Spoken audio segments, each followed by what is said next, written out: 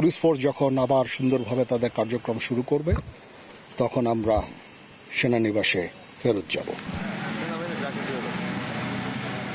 দেশের অরাজক পরিস্থিতিতে শুরু থেকেই মাঠে কাজ করছে সেনাবাহিনী। গত কয়েকদিনে পুলিশের অনুপস্থিতিতে থানাগুলোর নিরাপত্তায়ও কাজ করেছেন তারা। এমন পরিস্থিতিতে সোমবার বিকেলে খুলনায় এলেন সেনাপ্রধান জেনারেল ওয়াকারুজ্জামান। শেখ আবু নাসের স্টেডিয়ামে সেনাবাহিনীর অস্থায়ী ক্যাম্প পরিদর্শন ও সেনা সদস্যদের সঙ্গে মত বিনিময় করেন, দেন বিভিন্ন দিক নির্দেশনাও। তবে পুলিশ নিষ্ক্রিয় থাকায় কাজ করা অনেকটা কঠিন ছিল জানিয়ে সেনাপ্রধান বলেন, পুরো পরিস্থিতি সেনাবাহিনী নিয়ন্ত্রণে এনেছে। দেশের আইন শৃঙ্খলা পরিস্থিতিও স্বাভাবিক হয়ে আসছে। এরই মধ্যে দেশের 90% থানায় কার্যক্রম শুরু হয়েছে। পুলিশ পুরোপুরি কাজ শুরু করলে সেনাবাহিনী সেনানিবাসে ফেরত যাবে বলেও জানান সেনাপ্রধান।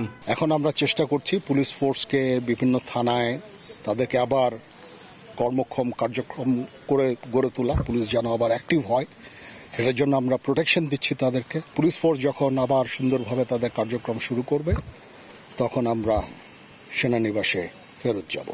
অর্ধেক পাউডারে দ্বিগুণ উজ্জ্বলতা, নতুন রিন অ্যাডভান্সড অর্ধেক পাউডারে দ্বিগুণ উজ্জ্বলতা। সংখ্যালঘুদের উপর হামলা ইস্যুতে সেনাপ্রধান জানান, 20টি জেলায় 30টি মাইনরিটি রিলেটেড অপরাধ সংঘটিত হয়েছে, যার অধিকাংশই রাজনৈতিক। এ সময় রাজনৈতিক দলগুলোকে ধ্বংসাত্মক কার্যক্রম থেকে বিরত থাকার আহ্বান জানান সেনাপ্রধান।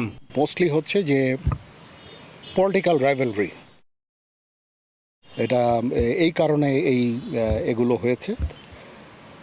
আমি আশা করি যে এই জিনিসগুলো আবার নর্মাল হয়ে আসবে এবং আমি অনুরোধ করব সমস্ত রাজনৈতিক দলগুলোকে তারা যেন শান্তিপূর্ণভাবে তাদের কার্যক্রম চালিয়ে যাক। এর আগে সেনাপ্রধান খুলনার বিভাগীয় প্রশাসন, জেলা প্রশাসন, ডিআইজি, কেএমপি কমিশনার সহ ঊর্ধ্বতন সরকারি কর্মকর্তাদের সঙ্গেও বৈঠক করেন।